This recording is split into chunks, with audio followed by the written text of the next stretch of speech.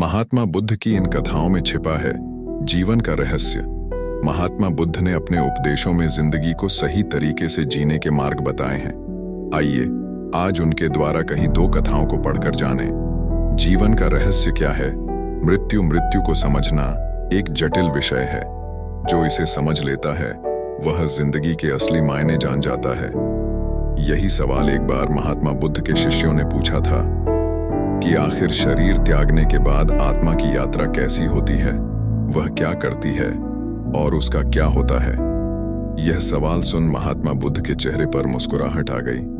महात्मा बुद्ध ने बड़ी ही शालीनता के साथ अपने शिष्य से पूछा, पहले तुम मुझे ये बताओ कि अगर कोई तीर सीधे आकर तुम्हारे हाथ पर लगता है तो तुम सबसे पहले उस तीर को निकालोगे या ये देखोगे कि वह तीर किस दिशा से आया है? शिष्य ने कहा, निश्चित रूप में मैं सबसे पहले उस तीर को निकालूंगा, नहीं तो वह मेरे पूरे शरीर में जहर भर देगा। इस जवाब को सुनते ही महात्मा बुद्ध ने कहा, बिल्कुल सही।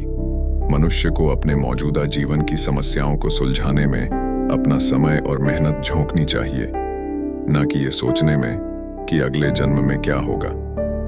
महात्मा बुद्ध कभी भी पूर्ण जन्म या आने वाले जन्म को लेकर चिंतित नहीं रहते थे।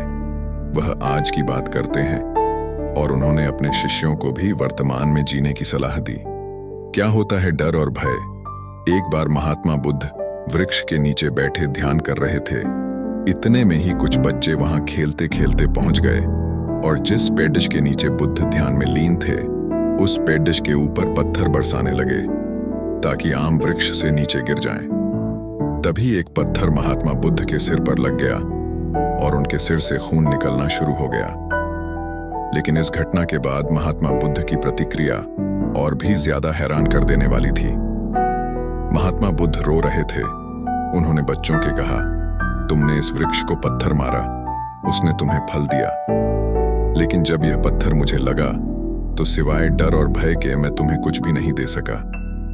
बुद्ध की इस बात में काफी गहराई थी कि इंसान जब डर और भयभीत होता है तो वह किसी काम का नहीं रहता। ऐसे में अपने मन से डर को बाहर निकालो और आगे बढ़ो।